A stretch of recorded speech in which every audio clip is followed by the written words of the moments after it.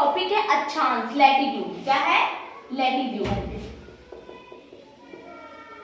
Latitude बेटा English में थोड़ा याद रखोगे ना तो ज्यादा इजी रहेगा। अक्षांश रेखा, कौन सी रेखा? अक्षांश रेखा। ठीक है, सबसे पहले ये जान लो कि अक्षांश रेखा होती क्या है। अक्षांश रेखा एक, पहले तो अक्षांश रेखा क्या है? एक काल्पनिक रेखा है, मतलब इसको माना गया है, ये पृथ्वी पर खींची हुई नहीं है। ठीक है, पृथ्वी पर खींची नहीं गई है, इनको मान लिया गया है। किस लिए मानने की जरूरत क्यों पड़ी?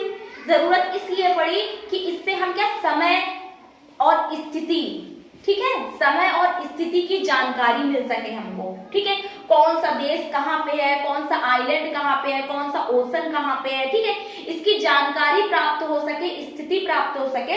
इंग्लिश में इनको बोलते हैं लैटिट्यूड। क्या बोलते हैं? लैटिट्यूड। लैटिट्यूड देखो इंग्लिश का याद रखोगे ना तो बहुत इजी हो जाएगा। लैटिट्यूड इट मींस कि लेटी हुई। लैटिट्यूड मतलब लेटी हुई रेखाएं। कौन सी रेखाएं? लेटी हुई रेखाएं, समांतर रेखाएं, समान रेखाएं। एक दिन मैंने विषुवत रेखा आप लोगों को पढ़ाया था ना कि विषुवत रेखा क्या होती है, कर्क रेखा क्या होती है। देखो एक बेटा एक रेखा होती है जो कि खींची हुई है, मतलब काल्पनिक रेखा है, विषुवत रेखा। इस रेखा को क्या बोलते हैं? विषुवत रेखा। कौन सी रेखा? विषुवत रेखा। विषुवत रेखा। ठीक है, मैंने एक दिन आप लोगों को ये बताया था उत्तरी गोलार्ध और दक्षिणी गोलार्ध। विषुवत रेखा के उत्तर में, ये जो डायरेक्शन तो याद है ना, ऊपर वाला उत्तर एंड नीचे वाला दक्षिण, ठीक है, और इस साइड पश्चिम और ये पूर्व। ठीक है, विषुवत रेखा के उत्तर वाला जो भाग है इसको बोलते हैं उत्तरी गोलार्ध। क्या बोलते हैं? उत्तरी गोलार्ध। उत्तरी गोलार्ध मतलब नॉर्थर्न हेमिस्फीयर। ठीक है, और इसको बोलते हैं दक्षिण गोलार्ध। ठीक है, दक्षिणी गोलार्ध, साउथर्न हेमिस्फीयर। ठीक है, इसको बोलते हैं नॉर्थ हेमिस्फीयर और इसको बोलते हैं साउथ हेमिस्फीयर। मैंने आपको एक दिन बताया था कि हमारा भारत जो है वो कौन सी जगह पे है, किस गोलार्ध में है। क्या बताया था? कोई बताएगा खड़े होकर के? हमारा भारत कौन से गोलार्ध में है? उत्तरी, सिर्फ उत्तरी गोलार्ध? हाँ, पूरा बताओ। उत्तरी, उत्तर पूर्व गोलार्ध। कौन सी गोलार्ध? उत्तर। यहाँ पे है ना, तो कौन से गोलार्ध में? उत्तर पूर्व गोलार्ध। कौन से गोलार्ध में? ठीक है बेटा, इसके जो पैरेलल में ये रेखाएं होती हैं, उत्तरी गोलार्ध और दक्षिणी गोलार्ध तो समझ में आ गया ना तुम लोगों को? ठीक है, इसके जो पैरेलल, इसके उत्तर में ये जो रेखाएं होती हैं इसको बोलते हैं अक्षांश रेखाएं। कौन सी रेखाएं? अक्षांश। और इसी तरीके से दक्षिण में होती है, इसको बोलते हैं अक्षांश रेखाएं। ठीक है, कौन सी बोलते हैं? अक्षांश। इस तरीके से लेटी हुई रेखाएं होती हैं। ठीक है, ये एक भूमध्य रेखा है, विषुवत रेखा भी बोलते हैं, भूमध्य रेखा भी बोलते हैं, जीरो डिग्री भी बोलते हैं, और इंग्लिश में इसको इक्वेटर बोलते हैं। क्या बोलते हैं? इक्वेटर। EQUATOR, equator. ठीक है, इक्वेटर भी बोलते हैं इसको, और जीरो डिग्री भी बोलते हैं। ठीक है, क्या बोलते हैं? Zero degree. अब इन रेखा मैंने ये बता दिया इन रेखा की क्यों जरूरत पड़ी, क्योंकि पृथ्वी पर स्थिति और समय की जानकारी प्राप्त करने के लिए इन रेखाओं की जरूरत पड़ी। ठीक है, ये पूछा जाए इन दो रेखाओं के बीच में कितने डिग्री का अंतर है, तो कितने डिग्री का अंतर हुआ? 1 डिग्री का। कितने डिग्री का? 1 डिग्री का। और इसमें अगर पूछे इन यहाँ से लेके अगर वो यहाँ तक जाना है तो कितने किलोमीटर होगा, तो 1 डिग्री इक्वल टू होता है 111 किलोमीटर। कितना किलोमीटर? 111 किलोमीटर। कितना किलोमीटर? 111 किलोमीटर। तो इसमें बीच में कितना अंतर होता है? 1 डिग्री का अंतर होता है। अक्षांश रेखाएं समझ में आया? जी मैम। ठीक है बेटा, ये विषुवत रेखा देख लिया ना, विषुवत रेखा।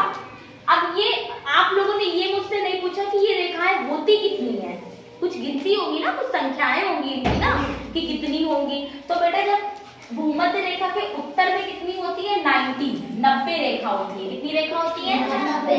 और भूमध्य रेखा के दक्षिण में कितनी रेखाएं होती है? 90 रेखाएं। कितनी रेखा? 90। अब अच्छा तुम बताओ कि टोटल कितनी रेखाएं हुई? जी मैं 180। 180 हुई सिर्फ। और कोई बताए? बेटा एक भूमध्य रेखा भी तो एक अक्षांश रेखा ही है ना, तो उसको नहीं गिनोगे। मैंने क्या कहा? भूमध्य रेखा के उत्तर में 90 रेखा, दक्षिण में 90 रेखा, और एक ये भूमध्य राशि, तो 90 रेखाएं उत्तर उत्तर 90 रेखाएं, दक्षिण और एक भूमध्य रेखा, टोटल हो गई 181 रेखाएं। ठीक है, तो टोटल अक्षांश रेखाएं कितनी है पृथ्वी पर? 100। हाँ, अगर कोई पूछे कैसे तो बताओगे भूमध्य रेखा के उत्तर में 90 रेखाएं हैं, भूमध्य रेखा के दक्षिण में 90 रेखाएं हैं और एक भूमध्य रेखा, तो टोटल मिला के हो गई 181 रेखाएं। ठीक है, समझ में आ गया बेटा? अक्षांश रेखाओं में ही कुछ रेखाएं ऐसी होती है जो कुछ विशेष रेखाएं होती है। ठीक है, जैसे तो एक तो हो गई पहले नंबर पे विषुवत रेखा। फिर मैंने एक दिन आप लोगों को बताया था कि हमारे भारत के बीच में एक रेखा जाती है, उस रेखा को क्या बोलते हैं? हाँ बोलो, सही बात। कौन सी रेखा? हाँ, कौन सी? कर्क रेखा। ये एक हो गई कर्क रेखा।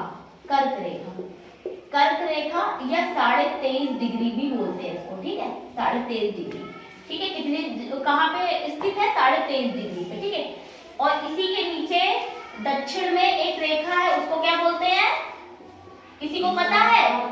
हाँ हाँ, मकर रेखा। ये भी 23.5 डिग्री दक्षिणी अक्षांश रेखा। क्या बोलेंगे?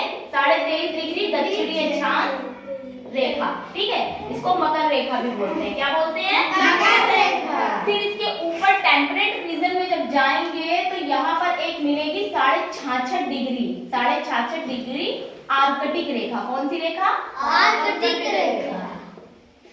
हाँ, और इसी के साउथ में जब हम जाएंगे, साउथ टेम्परेट रीजन में, तो हमको एक रेखा मिलेगी 66.5 डिग्री अंटार्कटिक रेखा। अंटार्कटिक रेखा। ठीक है, कौन सी रेखा? अंटार्कटिक रेखा। हाँ, अंटार्कटिक रेखा। ठीक है, और जब हम ऊपर जाएंगे पोल पे, ध्रुव पे, तो 90 डिग्री रेखा मिलेगी, इसको हम बोलेंगे ध्रुव रेखा भी बोलेंगे। कौन सी रेखा? ध्रुव। या 90 डिग्री रेखा बोल दो या ध्रुव रेखा बोलो। इसी तरीके से साउथ में ये दक्षिणी ध्रुव रेखा। कौन सी रेखा? दक्षिणी। ये उत्तरी ध्रुव रेखा हो गई, ये दक्षिणी ध्रुव रेखा हो गई। ठीक है, जो विशेष रेखाएं हैं वो कौन सी है? नंबर 1 जो हमारी पृथ्वी को 2 बराबर भागों में करती है उसको बोलते हैं विषुवत रेखा। ठीक है, फिर जब हम नॉर्थ की तरफ जाएंगे, जो 23.5 डिग्री पे जो हमारे भारत को के बीच में काटती हुई जाती है, उसको बोलेंगे कर्क रेखा। वो कितने डिग्री पे स्थित है? 23.5 डिग्री पे। 23.5 उत्तरी अक्षांश रेखा। ठीक है, फिर उसके ऊपर टेम्परेट रीजन में जाएंगे तो एक रेखा मिलेगी 66.5 डिग्री रेखा, उसको बोलेंगे आर्कटिक रेखा।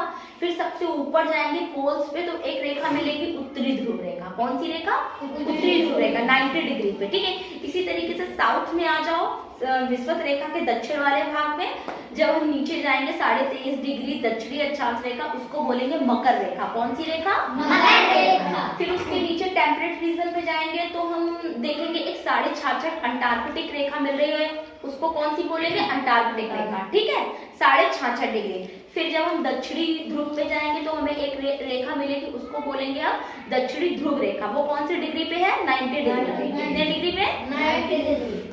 अक्षांश रेखा समझ में आया आप लोगों को? कौन सी रेखाएं हैं? ये पृथ्वी पर लेटी हुई रेखा है, खड़ी नहीं है, लेटी हुई रेखा है। ठीक है, इनको अक्षांश रेखाएं बोलते हैं, समांतर रेखाएं भी बोलते हैं। ठीक है, नंबर 1 विषुवत रेखा, नंबर 2 कर्क रेखा, फिर आर्कटिक रेखा और फिर उसके बाद ध्रुवीय रेखा। इसी तरीके से साउथ में मकर रेखा, अंटार्कटिक रेखा और दक्षिणी ध्रुवीय रेखा। ठीक है, अक्षांश रेखा सबको समझ में आ गया? ठीक है, आज मैंने यही बताना था अक्षांश रेखा। और इनके 1-2 अक्षांशों के बीच की दूरी कितनी होती है? कितने डिग्री का अंतर होता है? 1 डिग्री का। कितने डिग्री का? 1। और 2 डिग्री और 1 डिग्री इक्वल टू होता है 111 किलोमीटर। अगर कहा जाए कि हम यहाँ 0 डिग्री पे खड़े हुए हैं और हमें 1 डिग्री पे जाना है तो कितने किलोमीटर का अंतर होगा? 111 किलोमीटर का अंतर होगा। कितने किलोमीटर का अंतर होगा? 111। अब समझ में आ गया सबको?